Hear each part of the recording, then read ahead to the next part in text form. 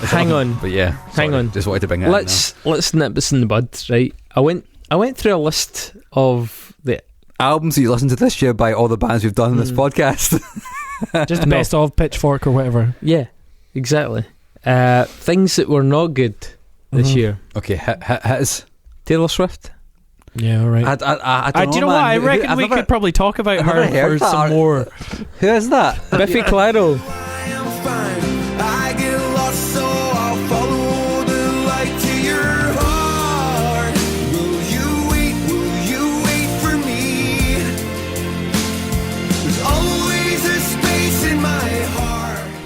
Oh man, I think fuck off. They're not on any best ofs, surely. Are they? They were this year. Are they a band still? I've Jesus. not heard of them for a while. 2020, yeah. Fuck. Sorry.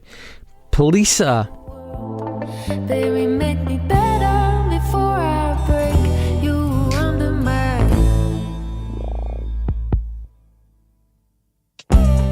Back in the day, mama held me steady.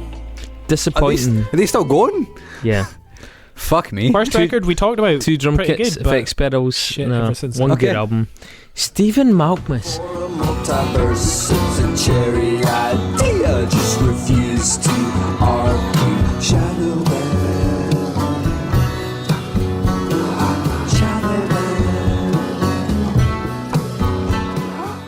This is a thing, right? This is the Can we fucking. not? Can we just not? This is the monorail Can we just fucking not? School of Music, right? This is that part of like music where like 35 to 45-year-olds take control Us. and buy and buy vinyls, right? Mm-hmm. By bands that have not released anything that's even remotely fucking mind-blowing. Oh, it's like, I know that guy for that band. Oh, it's obviously awesome. Stephen Malkmus is Yeah. Stephen Malkmus seems like a lovely guy. His band have been totally fine for years since he was not singer of Pavement. He's still there. He's still hanging in there. Morrissey. Fuck off. No way. Album. At Gin Falls, I've fallen in love. At Gin Falls, I fell. But Yeah. I can't believe he's still actually accepted. Is He's still doing. Were you looking at the best ofs? Daily Mail. that a pitchfork? It was a good fit. The Weatherspoons best of album of the year. Pearl Jam.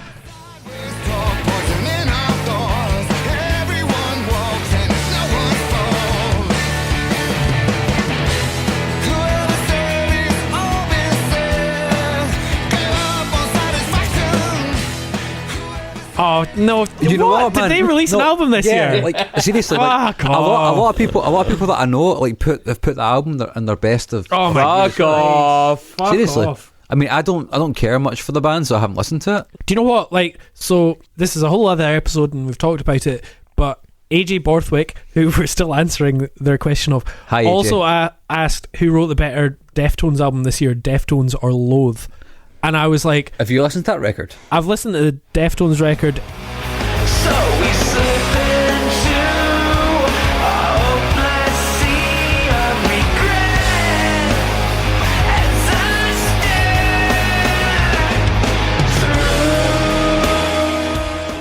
stare through. Which is, do you know what? I actually went Fine. back to it and I listened to it and I was like, it's fine. But the main issue with it is any band that wanted to sound like Deftones Yeah. and were made up of No risk. good musicians could make that album. Have you listened to the Loathe album? I listened to the Loathe album.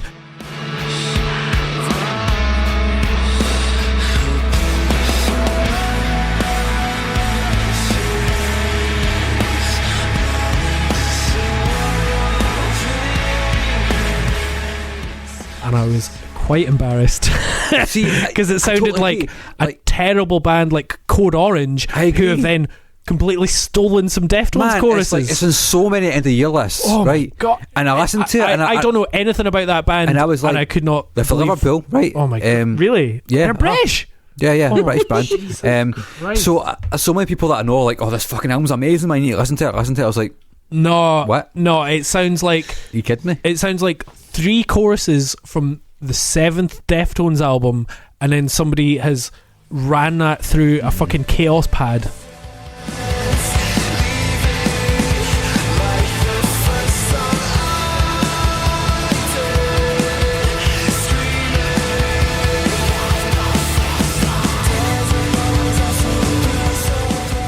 Oh, whoa. It's not happening for me, man. It's not happening for I me. actually felt embarrassed listening to that record because I was It's not good. Oh, it was It's terrible. not a good record, man. Anyway, I'm sorry, mate. I'm sorry. AJ Bossick, I'm sorry. But Some other shitters. Thundercat.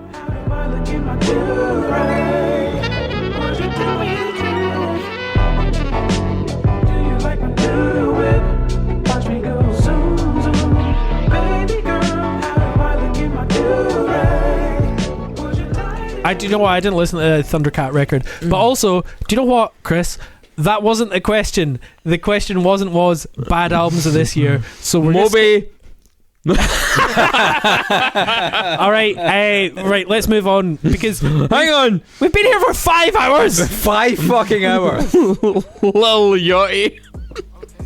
Okay, concrete board. Give me the keys to the coupe, I'ma pull out. Gotta work counts, cause I do not pull out. Walking the spot 50 deep with the tool out. They know that it's us, show out at the cookout. We getting money, don't care about what they on. Finger fuck hundreds at home all alone in the suit with a still like a poem. Mate, what did you actually enjoy this year? Lil Yachty. Nobody enjoy cares Lil about Yachty. Lil Hang on. Yachty.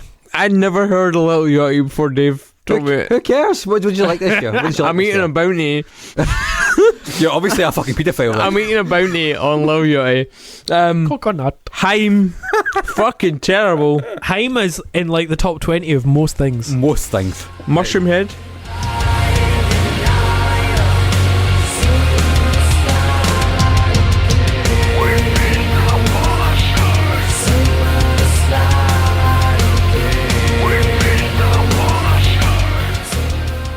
I mean, yeah. Absolutely. Obviously makes sense. Clearly it makes As sense. if Mushroom Head is in the top 10 of the pitchfork of the year. Fuck off. You're just making that up. Here we go.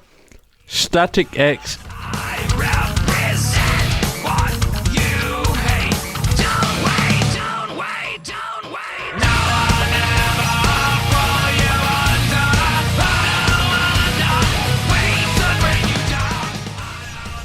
The two of them, one of them's dead and one of them's a paedophile. They are not in any top Hang 10s. on. Dave. Chris, right, we're moving on. Hang on. Next The name of question. the album. Project Regeneration. Okay, so Protomartyr. Craig Carrick. that Flaming Protomartyr Lips. that Protomartyr album is okay. And Taylor Swift. Craig Carrick has asked Dave, us, hang on. what is the best Hang on. fictional mashup? Dave. I promise we'll race through this. I need to eat pee really badly. I'm full of bounty. But Of course you are. Protomartyr have got to be one of the most overrated bands. I agree. of the I don't even know what the fuck they sound 7 like. years. So. I went to see them live at CCA. Because you thought they were a metal band. Fucking ghastly. Yeah. They're like Yeah. Yes, I did. they're like if you combined Enablers with Enablers. Funny word, that. Enablers. Slifford Mods. Because we're no farther down. There's a calm in the atmosphere. Only 4 types of patience here. Exacting. They're like somewhere between that. It's like You know there's a spoken, band called Enabler who are, spoken like, word. really hardcore. Yeah, they're kind One of them was a post-punky, beast. kind of spoken. Spoken yeah. word above post-punk, but Yeah. it's fucking garbage. And there's a weird dearth of talent that is led. Just a weird. There's a weird lack of talent in that No, band. there is. Yeah. That Protomartyr could only have like prospered during this weird fucking void of talent. Do you need to piss? Yeah, all right. Pee time, and then we're going to finish. Before I go pee, Chris, I'd really like to hear the other albums you liked this year because you didn't really talk about that. You did I one don't album like that you any. loved. I really want to get there. I really want to I get like there. Orancy Pazuzu, Juna 44, and maybe Pig Destroyer. Maybe. Which is an EP. Oh, cool. Fuck. Right. We're almost out of Coke the drink. It's 11 o'clock. I'm usually in bed by that point, cunt. This is like 4 weeks worth of work. On the plus side, we won't have to see each other for. How are we at? Okay, best fictional mashup. This is from Craig, and he's got a layer of Patreon named after him as well. A so- whole layer. Thanks, Craig. Yeah. So, best fictional mashup. I don't actually know what that means, but we sent it to Ben. I think it means I've got one. I think it means like when you get like Destiny's Child mixed with what's a good example, like Oasis or Yeah, I suppose. whatever. Well, I mean, I don't want to give away Like, mine, but or- a pretty good one. Arcade Fire mixed with Blondie, which is Yeah, but they're not- one of No, the I- best mashups. I was thinking about names, fictional mashup names. What? Trust me, it'll be fine. Don't Let's, All right, so we sent this to worry about Ben. it. see Don't worry what about it. let Don't even worry about let's see what Ben Don't even worry about it. made of this. You also asked me what I think would be the best mashup project. So, from where I'm sat right now, I feel the first thing that springs to mind would be a mashup between Genghis Khan and Attila from Mayhem. I could see that working. Let me know what you think. so not Genghis Tron, but No. Genghis Khan, Genghis Khan, The actual man. original military OG. and leader. See, military leader. My best fictional mashup was Genghis Tron and Shaka Khan. So wait a minute. Okay. I guess that wins, right? So Genghis right, so Tron, what which did is you- obviously fucking so grindcore. fictional mashup. What did you take from that? Literally? So like names and also music. So like disco grindcore with Yeah, okay. Genghis Khan. And by fictional, you mean it means doesn't exist in That's real what I life. thought. Yeah, that's what I thought. Because there's this guy called William Maranchi on YouTube who does stuff that should be fictional, but he actually does it. He's only like 18 or 19, and he does shit that is So young. it's like hilarious. So he did Britney Spears' "Toxic," but it's with the music of "Changing the House of Flies" by Deftones.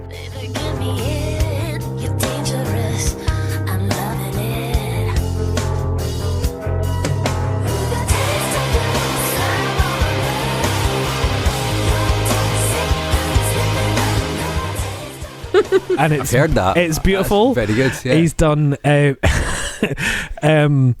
Tool Stinkfist, but with "We're Never Getting Back Together" by Taylor Swift.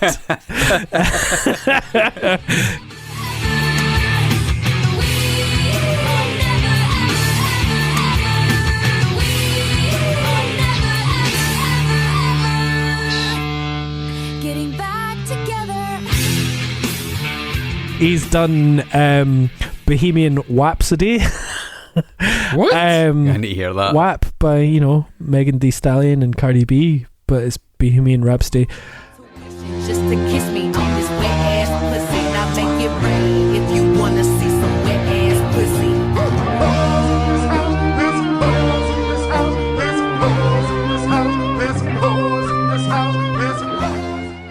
And but like he basically goes for he basically just goes for songs that are in the same key and weird, and it totally works. So I would just tell you to check out William Maranchi on Aye. YouTube. My favourite one I've heard ever, I think, is at The End of Heartache by Killswitch Engage and Fill Me In by Craig David, and it actually works really well together.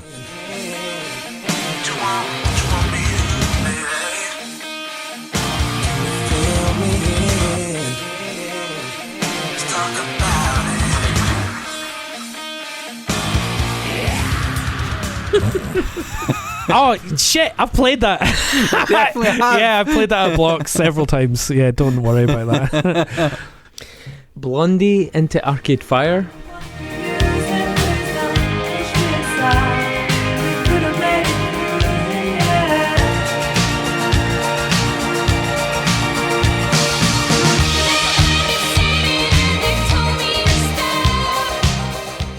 Amazing mashup. Oh wait, sorry, I forgot about the best one.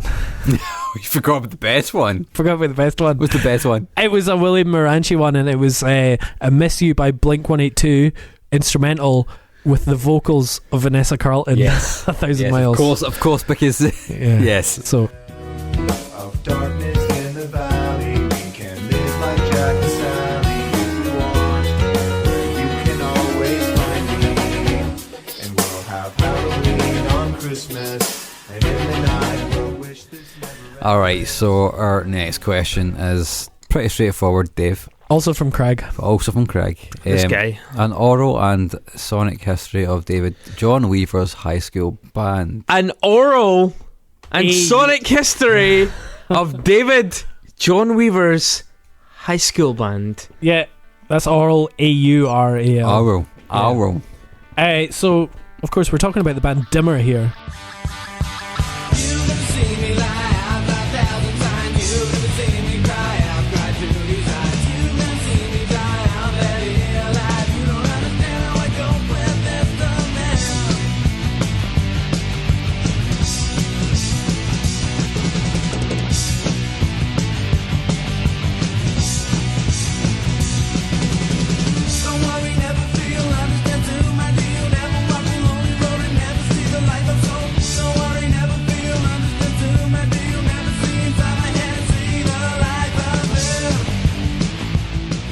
Dimmer. They were called so Dimmer. Dimmer formed, I don't know, whenever they were formed. So I'm gonna keep this quick because I still want to drop in globullets of joy over the next couple of years. Horrible. So the first thing I remember as practicing was in the little music practice room, and What year? must have been third year, so we would have been 14, 15. So, what actual year in What year? AD? Oh, Calendar 2001. year? 2001. No, that's And we were, for some reason, pre-Linkin we were like, there's going to be like some sort of live talent contest or something like that. So do you know what we thought would be cool? Let's do a cover of Land of the Rising Sun. And I mean, Solid. so there was Solid. me who could play guitar at a grade 3 level. Nice. There was Ewan who could play guitar at a grade 2 or 3 level. grade 2 or And then there was 3. Daniel who could play bass. What And then there was grade? Andrew. Hang on. Daniel, grade what? Just Daniel, he could play bass. He could just play Do you notes. still keep in touch with Daniel? No, Daniel just went down a different life path. What's he to doing? me. Yeah? What's he doing now? I think he's an electrician. I'm not Cool. sure. Okay. I do know that he has married the same woman twice. What? Twice? Look, that's all I know. Is he full spec then? tell. Anyway. Daniel, phone in. Anyway, so and Got him on then the we phone had just our friend Andrew, who couldn't play keyboard on keyboard. How many Anyway, wives? Well, I don't know, but I did see his dad being How many dads? No, Andrew's dad was a preacher on Buchanan High Street about a year ago. Oh, is he one of his guys? Yeah. That's Oh. kind of grim. Well, yeah. Anyway, so and then we had our pal Spain on drums, and we tried to put Wow. that song together. Didn't work. Then we started writing our own music. Our first song was called Conform, and it was an anti-conformist anthem. Do you have it? If I do, I'll send it to you, and you can put it in. Right? Oh man, no, you won't. I will. I'll fucking send it to No, you. you won't. And I remember we recorded it in Spain. It's The drummer. Spain? No. Our drummer, he was called Spain. Okay. We recorded it in What Spain. the fuck? What happened there? We recorded it in Spain's bedroom, and it was very, very slow. Wait a minute. Why was he called Spain? Just because the first time we ever got drunk, we had an argument about whether Spain was better than Portugal or not. I don't know. Anyway. Oh my god. Oh my god. Then later on, Love it. we played. There was a talent contest, and I think this must have been fourth year, so 2000 and whoever knows.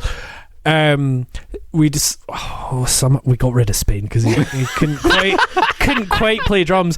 So He didn't think Portugal was better. so than we Spain, got so we he got like banned them. the local actual good drummer Brian Connor, who was really into Metallica, to play drums for us. I mean, that's not a good sign, really. Is Yeah, it? I know he like Lars Ulrich was his. Anyway, so we played a couple of original songs and a cover for that talent contest. We didn't win, and we were very annoyed.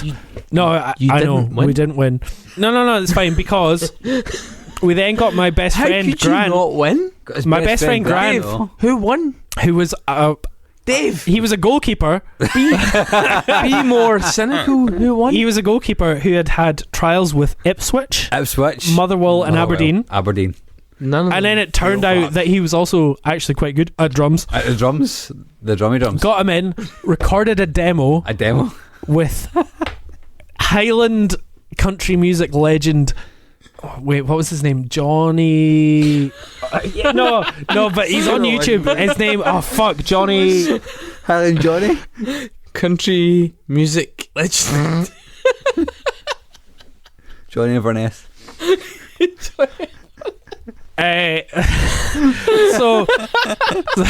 So we recorded our debut EP with Johnny Bremner, Johnny Bremner. Highland country music legend. No. Legend. No, right.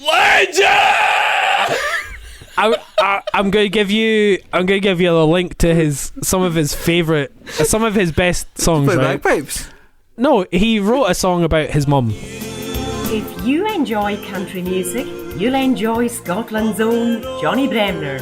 For contact and booking details and information on his latest CD, High on a Hilltop, please visit www.johnnybremner.com.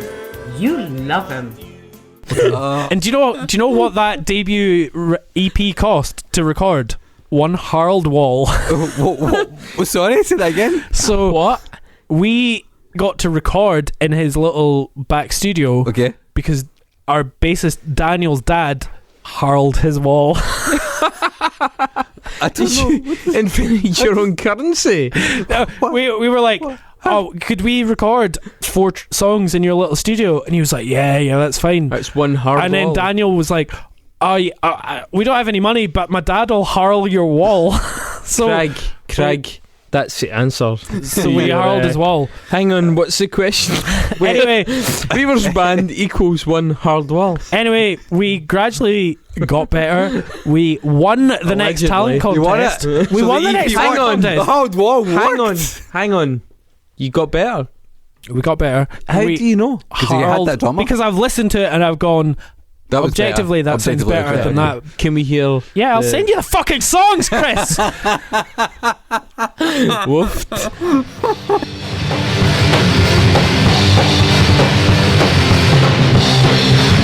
Don't tell me that I'm not that bad. I never meant to make you sad.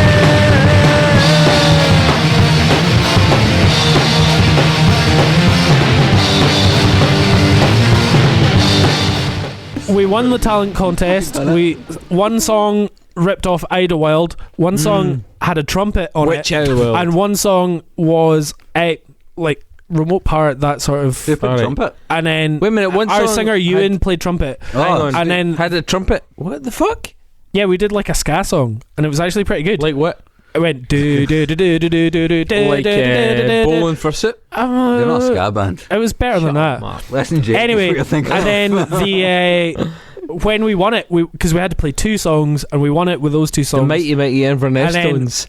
No, but when we won and we got to play at You the won? end, we won the fucking talent contest. Did they have like so a we parade? played Undertone's Teenage Kicks as like our. Oh, Thanks. Classic. So Breakfast Club. Oh yeah, we style. went back to Daniel's house, got really pissed, and listened to Daniel Bedingfield. His dad used to make his own tonic wine, and we drank Tonic a gallon wine? of it. Oh, that Bucky. sounds We used to call it tremendous. jungle Bucky. juice. It was That does fucking sound- You brutal. call it- That sounds great though. Anyway, Sounds great. so as part of winning Yeah. the talent contest, we got to record in a professional recording studio in, I can't remember, the Mill, or I don't know, it was up near Bewley. We basically recorded 7 songs in 2 days. 3 of them sounded like Idlewild remote part, and 4 of them sounded like Offspring Smash. What was the single? Save Me, which is my really deep song. I wrote the lyrics. Can we hear it? Yeah, I'll send it to you. Right, Oh my god. put it in now. And when it settles down, I find it safe to look around. I won't be locked in the underground. I know I'll find me, 'cause I don't wanna be locked underground. 6 feet down where I cannot get out. The lock is hollow, 'cause the That's amazing. And then basically after that, Wait a we minute. basically hang just on, started hang on, ripping hang off on, Idlewild, Dave, going more Dave, progressive. Dave, hang on. Uh-huh. Will we encounter any copyright issues? Oh, no, you're fine. I just tune them up 1 or 2 semitones. It's fine. Did you speak to the label? Yeah, it's all good. It's all good. And then, do you know what? We did a couple of gigs where we'd written some new songs, and they were like, do you know what? We are a cool, mature band. This actually sounds pretty good. And then our singer at a gig threw a glass in somebody's face, and we got, whoa, tell us. That's went fucking mental. Yeah, no. It was because When did you go, Gigi Allen? it was because we were. Gigi Allen. It was because well, it was to do with a girl. And somebody was trying to fight him. He threw a pint glass in his face. Was it a the guy bird? has scarring for the rest of his life. Really? Yeah. Holy shit. He got. Did he go to jail? He got 300 hours community service. Whoa, what did We got banned from Dingwall. Oh shit. And basically Mark. That's never happened to me or Yeah. Chris. So And basically, Mark's hang on. Mark's allowed at Dingwall. Yeah, I know. That's how uncool well, Mark do is. you know what? The venue that we I were presume so. the venue that we got banned from, the National Hotel, the Beatles played there. And do you know what? Same place, same room. Same room. Oh, that's cool. That's cool. We got barred from it because he smashed a guy in the face with a pint glass. I mean- And 10 years later, I then got barred from it again for coming into some random guy's wedding and spewing in the corner of the room. So that's pretty much the history of my band, because we got offered gigs and tours that year. Don't but apologise. we weren't allowed to do Dave, because don't we were apologise. guys. We've been going for 4 hours and 45 minutes. Next question. What's so- the best Kanye West I album? don't give a shit. Hang on. I've asked this. Hang on. Ben has got the answer. You also asked me what is the best Kanye album, and the answer to that is very simple. Don't know, don't fucking care. And that is the answer to that question. Yep, correct. So next up was Ben has the right. He's still talking. So next up, best local bands that should have made it. That was from Connor Anderson. So we've kind of. So Right, if, we'll if go you're quickly not, if with you're not a this. subscriber to this podcast, we've kind of already answered this. No. Kind of. No, we have, because we talked A little about bit. our favourite EPs that never became albums. Turbo. Fighting Red Dare.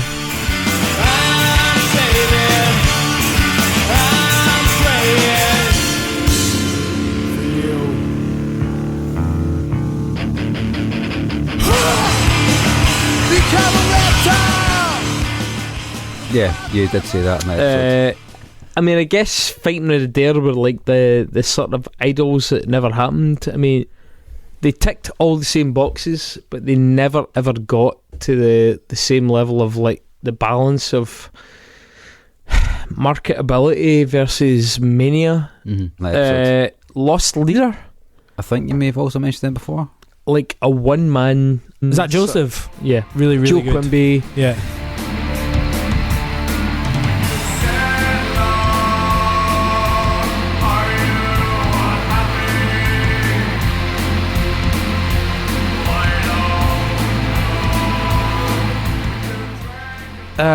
A really divisive guy. I don't think even Joe would dispute that. He was the frontman of Take a Worm for a Walk Week, Oh, who yeah. were also one of the absolute standout bands of the city. A tremendous band. They were great in their moment. They were really good. They did whatever Daughters did 6 Yes. months after. They had all the Yeah, yeah. technical skill to do something of their own. I kind of got the feeling that their fourth album would be the album where they actually were like themselves, but they just simply abandoned ship. Part of that was because Joe, the kind of talisman of the band, left, and Joe did a thing called Lost Leader, which was a kind of one-man industrial electro thing. The songs were amazing.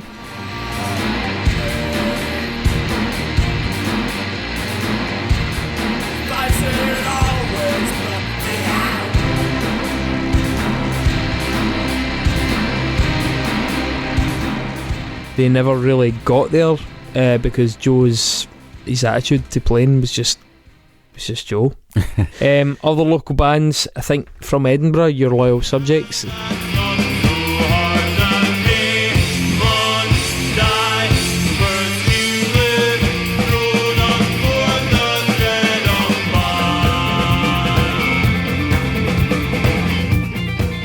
The second iteration of that band was very Afrobeat, very funky, 2 or 3 piece depending on when you tuned in. They had some really, really good songs, like really good songs, really good beats you could dance to, and I think that was a missed opportunity. Vicheka.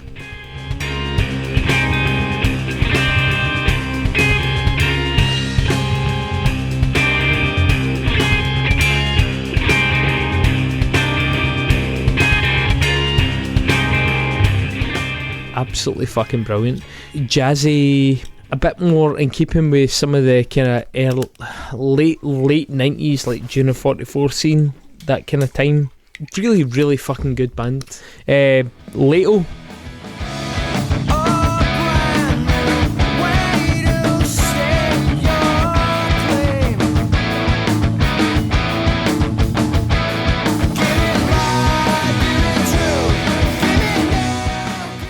Obviously. Well, that's interesting you mention that, because I've got Fat Goth here, even though they're not local. But Fat Goth were great, but Leto were the Dundee band. As good as Leto were for their second and third albums, they never ever had the guidance of a major label, or not necessarily a major label, but like a big alternative label, or management even, you know, like that kind of. I mean, Dave and I were both fans of Leto at the same time, and I think Leto were right on the cusp.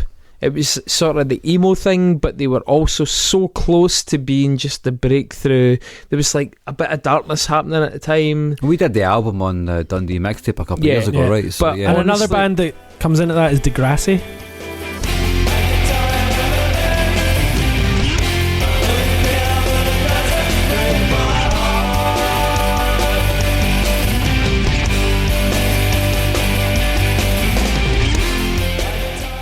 Really liked Degrassi, and I think they could have been Idlewild, like they were. And Leto opened for Snow Patrol, and I mean they were so fucking close to being that breakout album. I mean, it was a crime. Beyond that, Titus Kayne.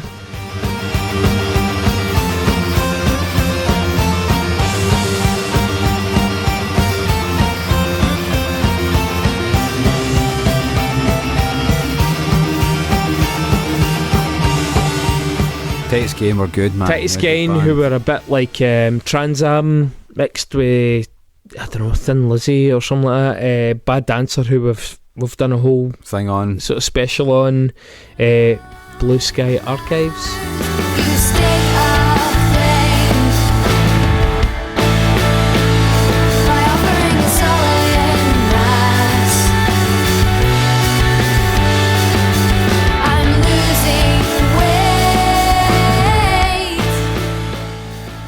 Dave, you remember them? Yeah, I never got. Fine. They had a couple of tunes in particular.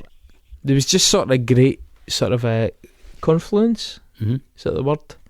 Like coming together. Yeah. Uh-huh. It's just sort of a great confluence of artistic skill from across the different genres in Glasgow at the time, but it was never really allowed to blossom. I think the other one, and I'm sure Dave agrees with me, the other one that really stands out is United Fruit.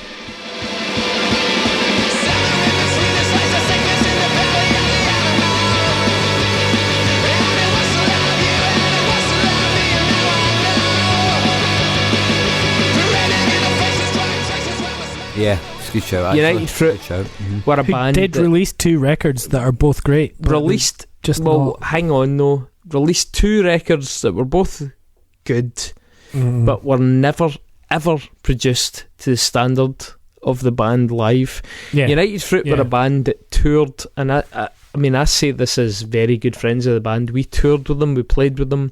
They were a fucking absolutely exhilarating live band.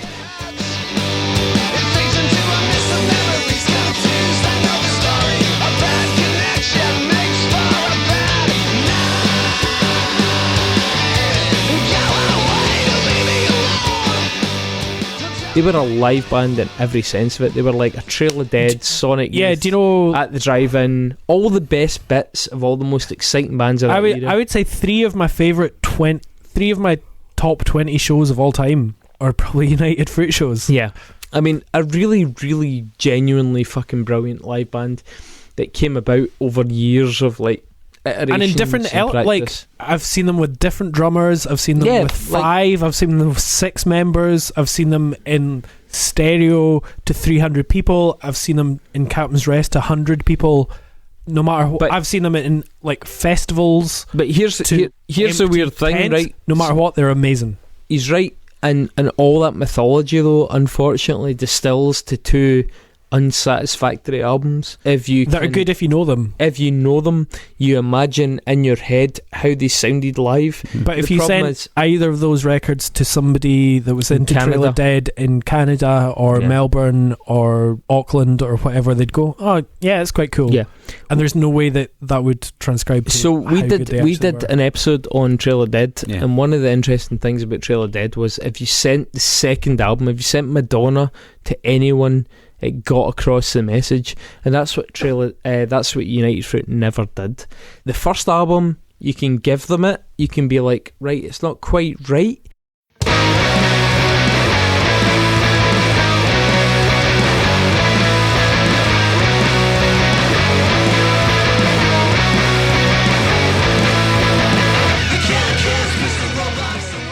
But if you get the second album right, then people will go back to the first album and they will investigate it. United Fruit never got the second album right, and unfortunately had a band that probably had tunes that were every bit as good as, if not better, than Trail of Dead at that stage, but they never had the break of touring Mogwai, and they never had the break of playing with like this amazing engineer.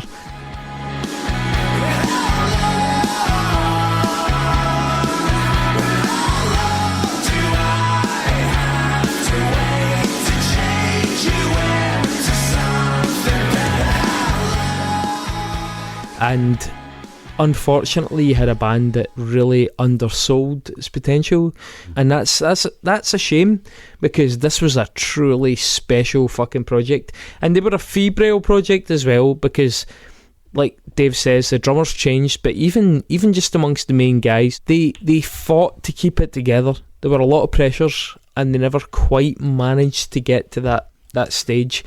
If you want to go and look at them online, look up the track Red Letter. I think Red Letters is probably the best synopsis. Do you know what? So if you go to my old blog or podcast or whatever, Detour, we filmed them for the first episode of like a pretend TV show that we did. It was like an internet TV show. We ended up, it was pretty good. We did Churches, Frightened Rabbit, blah blah blah. But in episode 1 we did United Fruit live, and we recorded 2 songs, and it was fucking amazing, just because we managed to capture them live a little bit. And I remember we got a comment on YouTube going, "Oh, I think that this video really makes Scottish music look bad, because the sound on the video is really badly recorded, and it makes blah blah blah." And I was like, I truly do not understand, because I watched that video and I just go, holy fuck, United Fruit were so good. Mark, what are your best local bands that should have made it? Sorry, I've just poured quite a lot of vodka in a cup there. Tastes Like America. Crusades. Yeah, Crusades.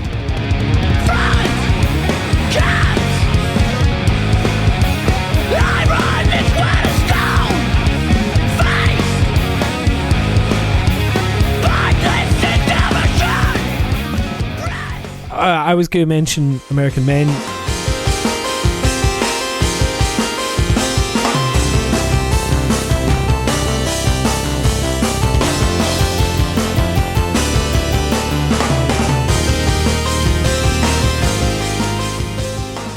These are bands that never made an album that we talked about for that mixtape. Was that for Patreons only? It was, yes, it was. Oh, yeah. So you should, well, a band I also want to mention is First Step to Failure.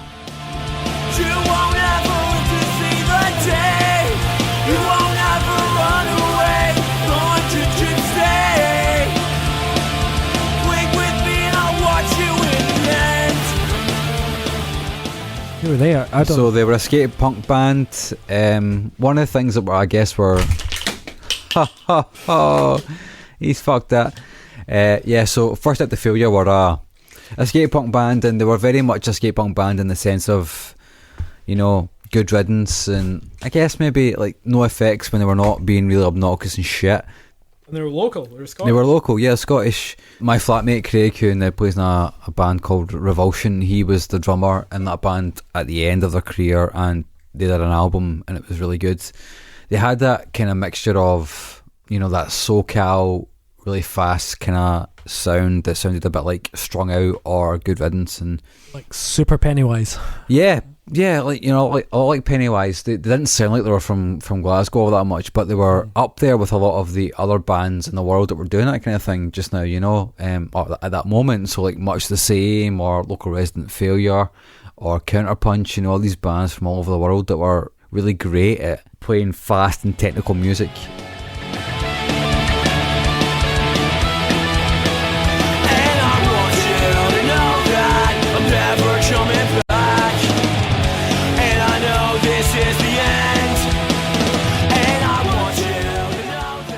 Neil, the singer and guest songwriter as well, he's a really good songwriter. He's to me never really felt as though he had a lot of faith in the things he was doing, and that kind of dragged him down a wee bit. And he never had the impetus to tour as much as they could have. But I think it's one of they're kind of, it's a genre of music where you need to put in the hard yards. You know, every single band's got to put in the hard yards, right? You need to tour like fucking and do what you want to do to make it work. I think, in my opinion, these guys could have been there, but it was never to be. Perhaps one of the best punk bands to come out of Scotland in the past 10 years, like pure punk bands. Yeah. Better, in my opinion, than bands, and I'm sorry to say this, man. I don't know, Fraser, if you're listening, but I do genuinely think the First Step to Failure are a better punk band than the Murder Burgers or many punk bands that existed over the past decade. But I'm obviously completely biased in that. Another band though that I mentioned is Crusades. You know, I think they could have been really good. Too Implosive. Could have been great. We talked about that as an EP. Amazing. It could have been really good, you know. No doubt. And they obviously then became Shambles and Husk, who are also very, very good. It's just one of those volatile like combinations of personalities. Yeah, totally. And that's sometimes that's the way these things go, right? So absolutely. Yeah. Next. I haven't answered. I was gonna say American Men because we talked about Leto and we talked about that band being brilliant, underappreciated and should have been bigger than they were.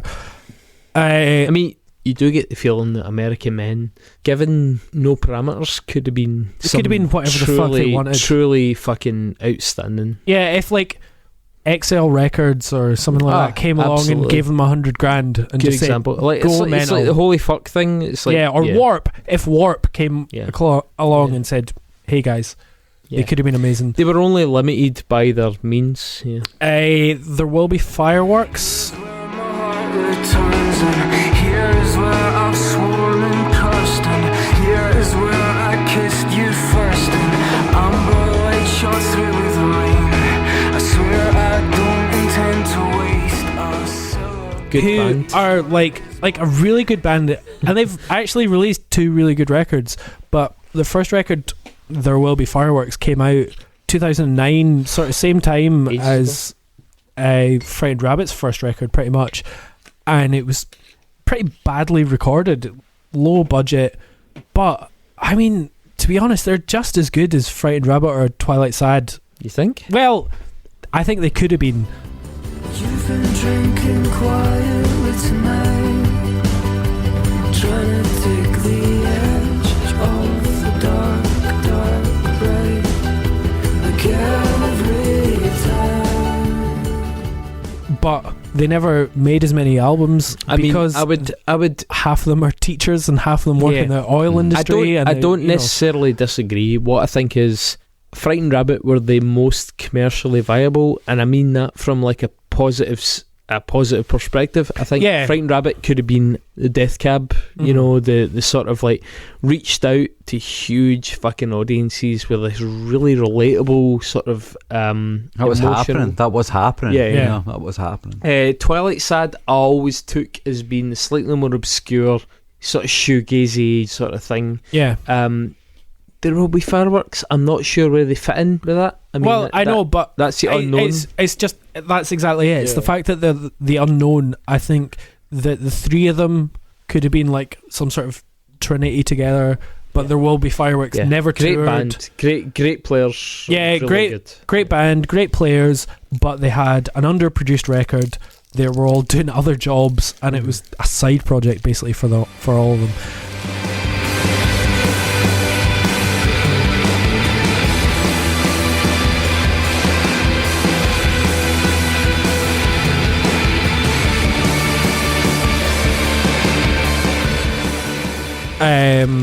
Then another band I thought of was Apollo Gets the Girl.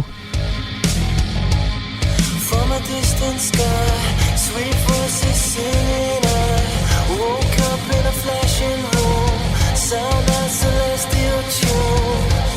I see black pyramids. Who I don't think anybody's ever heard of. I don't remember. And it was some guys from Newcastle who moved up to Glasgow and they did some weird electro shit. I remember really good. Yeah. If you go on to fucking, I don't even know if their videos are on YouTube. They might be on Vimeo.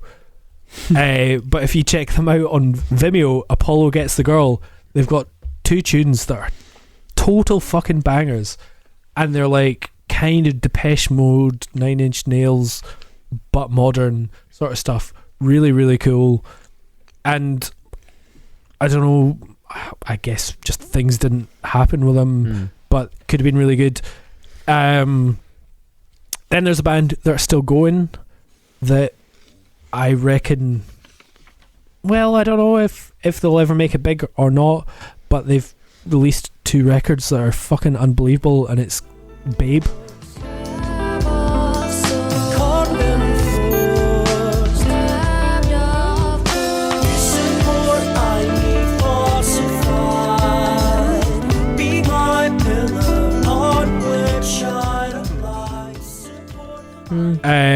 Lauren was in them. Yeah, and man, Gerard, he has one of the best voices in Glasgow. He's currently away touring with Charlotte Gainsbourg. You know, so he's doing alright. But their first record is so good. It's like they're a weird band. They're a bit like Happy Meals that went on to be Free Love. They're a bit like that kind of art school sort of. Funnily enough, so I was going to talk about Happy Meals, and I really like Happy Meals, who are now Free Love. But so funnily enough, a band that Happy Meals / Free Love took a lot from are Errors.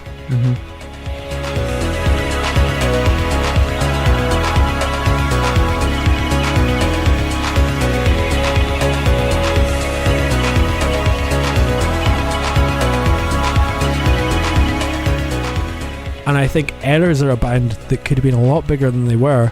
I'm sitting on Simon from Errors' seat right now, and I think Errors, when they started, were like involved in this MTV sort of new, what was it, new rave sort of scene. But they were so much more than that. And like, I've listened to some Free Love and Happy Meals stuff, and I've gone, man, that just sounds like Errors. And then I've realised I've spoken to Simon, and it's because it's literally they have bought the synth from Simon. Like, that is the same synthesizer. I think Errors were just so much more expansive. Anyway, right, we've been sitting in this room for 6 hours. Yeah. So oh my god, let's do like, we're gonna have to cut some. That's like sherry. Yeah, it's that's not wine. For cooking. Yeah, I know, but it tastes exactly like full A minute. dates. The last time I had that, it was cooking goat's throat.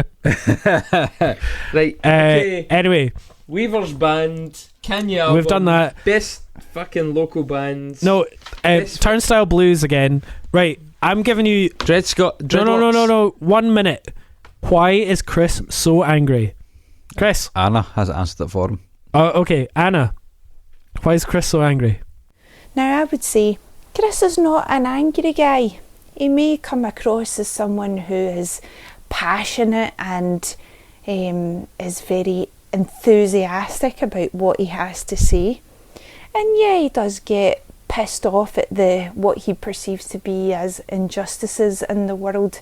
However, he is not an intrinsically angry character. If anything, I would actually say that Chris is quite a cheery guy. And that is me having experienced Chris over the last, it's got to be over 10 years. I've seen him through highs, lows, but never angry. Never properly an angry person. And whenever you have a conversation with him that is a topic that he is not only interested in but enthusiastic and passionate about, he may talk over other people to try and get his point across. I'm looking at, in my head, Mark and David for this one. However, it's only because he's so desperate to get his opinion across. And what I would say is, if you challenge Chris, if you bring other information to the table, he is the type of person who will go away, research and read up about it, and he's interested to hear other people's opinions. So get this idea of being angry out your head. That is not Chris. Just think of him as someone who is passionate. Have a happy Hogmanay, everybody. I need to pee again. It's been such a long session. And I'm usually sleeping by this point, mate. Usually I fucking sleep by this point. Not even kidding. The next question is baffling, man. Some unsung album from Bandcamp. Like, I want it. Don't really understand the question. The good thing is, you know that when I'm sober, I'll edit this into like good order. I don't know about this, mate. Fucking, We're 220 right I'm now, fucking so drunk, but when I'm sober, I'll be like, Mark. We'll see. Mark. We'll see. Mark. Mark.